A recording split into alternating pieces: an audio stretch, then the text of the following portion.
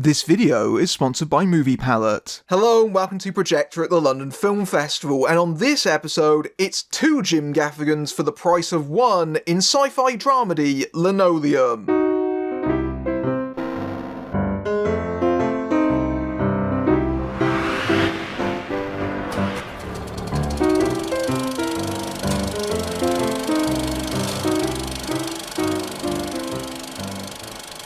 Cameron Edwin, played by Jim Gaffigan, is the struggling host of a low-budget children's science show, and his wife Erin, played by Rhea Seehorn, is about to divorce him. But Cameron's world turns upside down when his doppelganger falls out of the sky in the form of Ken Armstrong, also played by Gaffigan, a former astronaut that takes over hosting Cameron's show. When a Russian rocket crashes in Cameron's backyard, he decides to use the parts and try and build a rocket of his own. Linoleum is the second feature from director Colin West, who previously made his debut with horror film Double Walker back in 2021, which I can't claim to have seen, but looks like a very different movie to this. Linoleum is pretty clearly a labour of love for West that has deep personal attachment for him, as you can tell by reading the film's press notes, although I can't specify the reason why, because that's treading into spoiler territory. What I will say, though, is that this was actually the second film that I saw in person at the festival, before it even started. This was one of the pre-festival press shows back in September,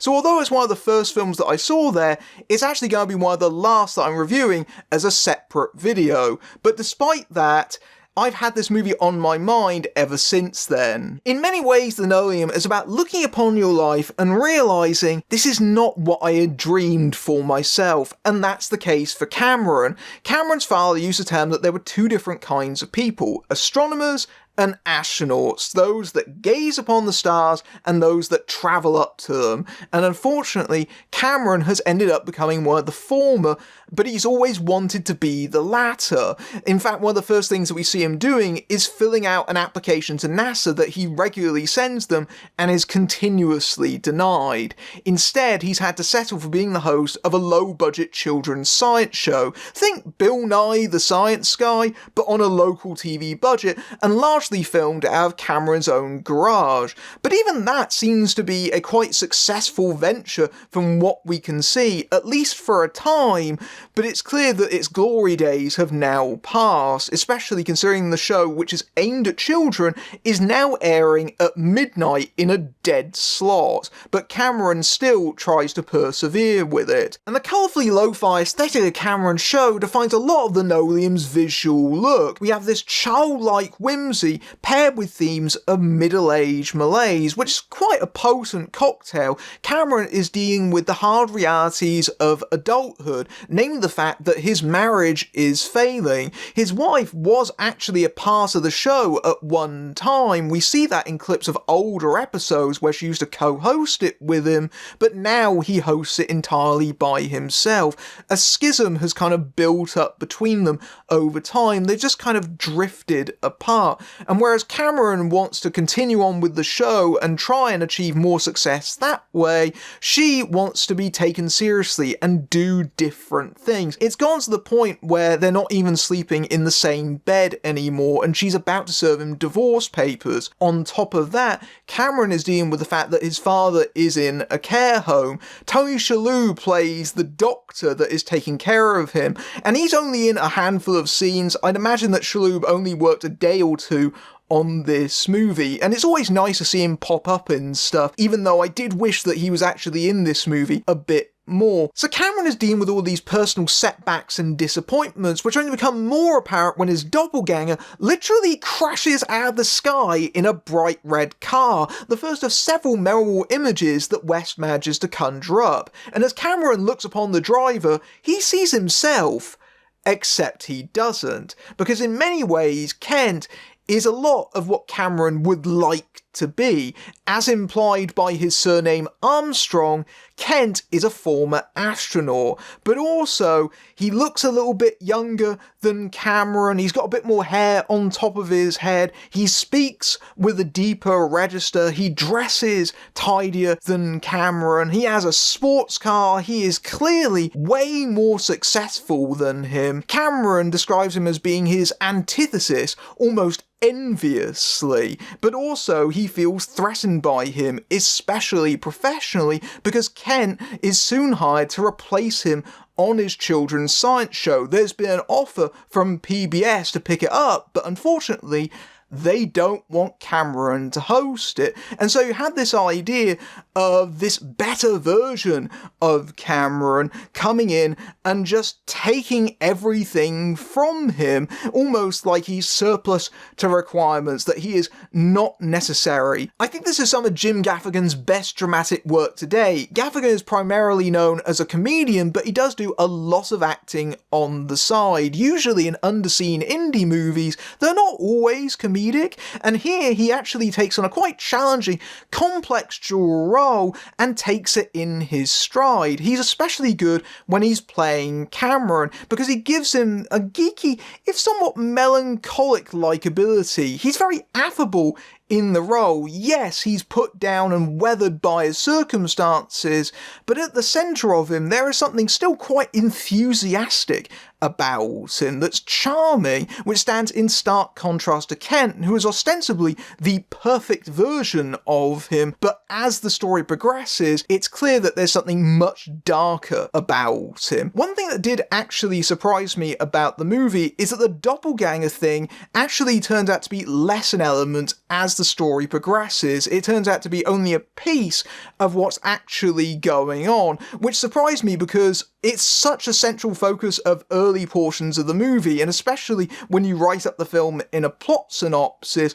but actually that kind of doubling element becomes less pivotal as it progresses, and I wish the movie kind of did a little bit more with that, because it does feel like it lets certain opportunities kind of slip out of its grasp. But even though Cameron has a distaste for his new neighbour, he does actually manage to form a connection with Kent's teenage son Mark, played by Gabriel Rush, who very quickly assures him that his father isn't as great as he seems to be. They definitely bond over the crashed space shuttle in Cameron's backyard. In fact, it's Mark that is the one that suggests, well, you've got all the parts here, why not build a rocket out of it, like you've always wanted to do?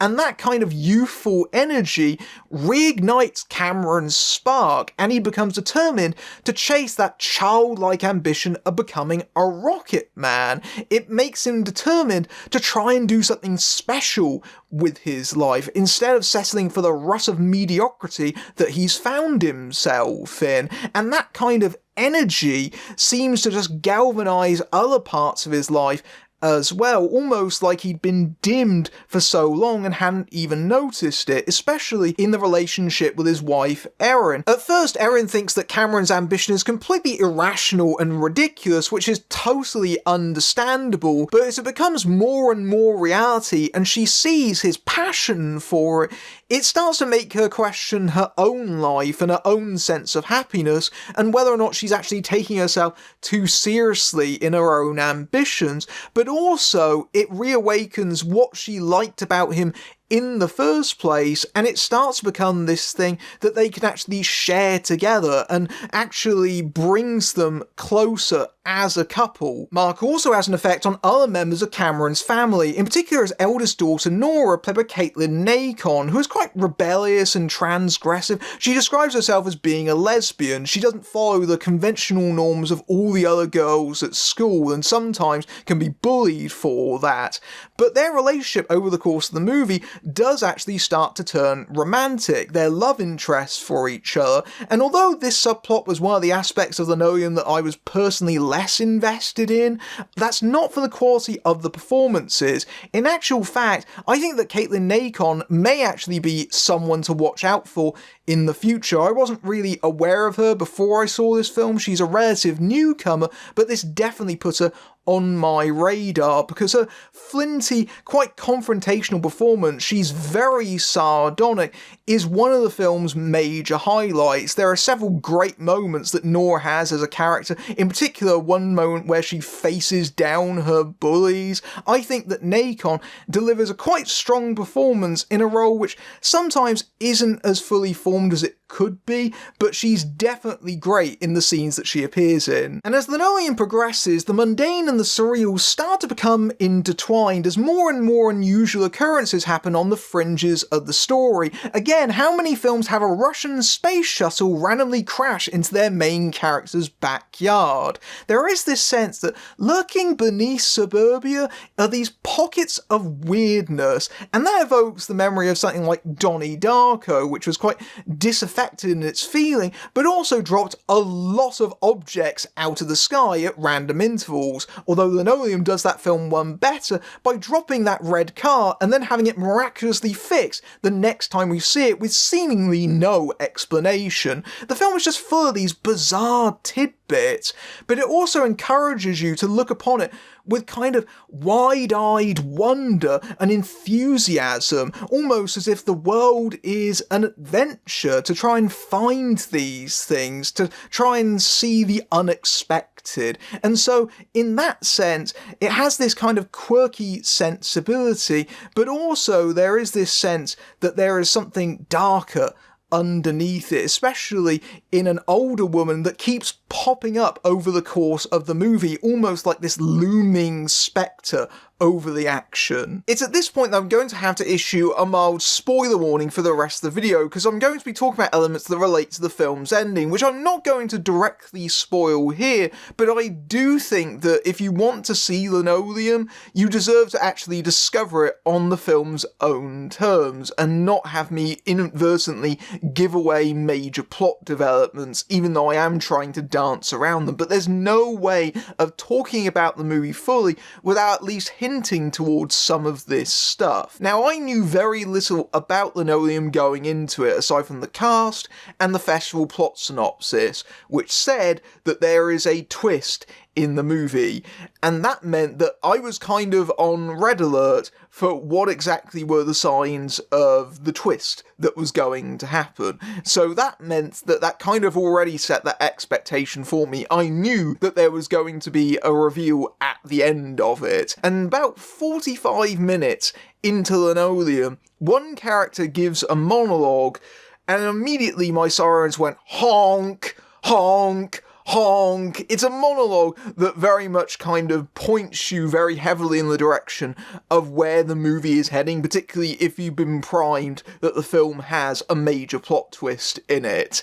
And I do think that that dialogue was an issue that I had with the movie, in that the film does telegraph that twist a little bit too heavily in that particular scene. It's a nicely written bit of dialogue, but also tells you exactly what is going on in the movie, or at least it did for me, because I guessed what was going to happen from that point forward. And sure enough, it turned out that was exactly where the movie was heading. Now, I can't speak for the entire rest of the audience, and maybe some of them weren't even aware that the film had a twist to begin with, but I do think that from that point forward, I was watching it in a different way to some of the other viewers in the audience, in that because I was aware of how it was going to end, instead my attention really started to focus on the clues and hints that West had been building up over the course of the movie, and making sure that the construction is relatively tidy, building up towards the conclusion. But that also meant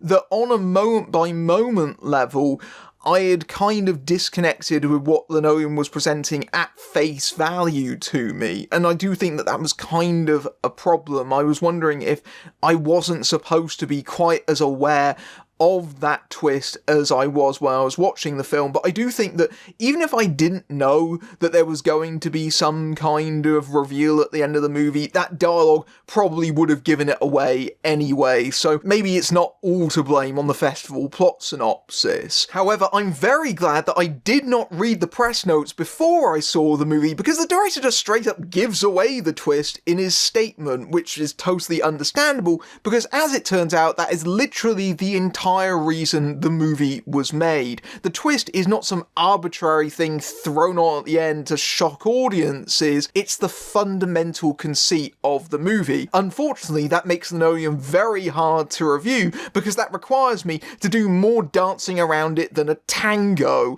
But even so, it shows how deliberate the film is in its construction, even with all these various different strands and subplots that turn out to be very carefully interwoven on West's part. And so, in that way, I do think that Linoleum is actually quite a clever movie when you think about it, but when it reveals it to the audience, I do think that it is also very massively convoluted. It's such a devastating twist that requires the audience to reframe and recalculate everything that they have seen in the movie before and suddenly go, oh, that's what we were seeing. And yes, it is actually quite effective on the level that it's supposed to be presented at, because once you understand the meaning behind all of the events in the movie, it actually turns out to be extremely poignant and moving, especially as those sci-fi elements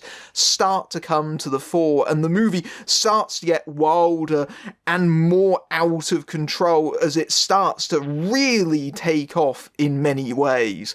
And so I do think that the ending of the movie really lands in the way that it's supposed to. I actually saw audience members at my screening crying at the end of the movie. I do think the movie lags a little bit in the middle, especially around the late second act, where it almost seems to lose sight of where its ultimate direction is, but eventually manages to course correct. But because of that, I can also totally envision an audience member who maybe missed the hints of where the movie was drifting towards, more engaging with it on that surface level and the individual subplots, and feeling somewhat disappointed by where the movie ends up. But I think that might be something that will be resolved if they rewatch the movie knowing that knowledge and seeing all the hints that West has set up over the course of it. I think that it's a movie that is very much personal to West, and because of that, the ending is going to be something that audience members will relate to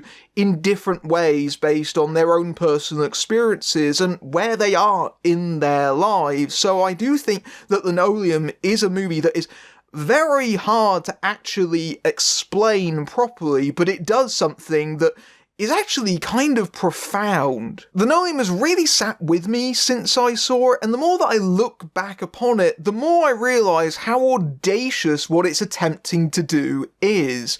It's not perfect, but it's such a unique movie. It's very idiosyncratic. I can't think of many films that are doing exactly what Linoleum is doing in the way that it's doing it, and it's such a blend of different genres of comedy, drama, and sci-fi, and all these different ideas, and certainly it's the finest hour for Jim Gaffigan as an actor. He's very impressive in this movie. I think that this is a film that deserves to find an audience, and I think that there will be one that appreciates it and comes back to it time and time again, and each time they do, they'll see it with different eyes. It's a movie that embraces that sense of discovery, and so despite its flaws, Linoleum has all the hallmarks of a cult film that will likely succeed by word of mouth, and certainly I invite audiences to try and find it for themselves. You've probably seen this swish thing in the background of the entire video. This is a movie palette. It takes the colour tone of an entire movie and turns it into this artwork. So each of these lines represents a scene or sequences from the entire movie. In this case, this is Terminator 2 Judgment Day. And if you would like a movie palette of your own, then you can go to moviepalette.com and use the code FILMBRAIN15 to get 15% off your order. And thanks again to Movie Palette for sponsoring this video. If you like this review and you want to support my work, you can give me a tip at my Ko-fi page, or with YouTube's Super Thanks feature, which is right below the video, or you can buy some of my merch from my TeePublic page, or you can help me really blast off with my Patreon, where you can see my videos early among other perks, including access to my Discord server, or you can simply like, share and subscribe. Those all help as well. Until next time, I'm Matthew Buck, fading out.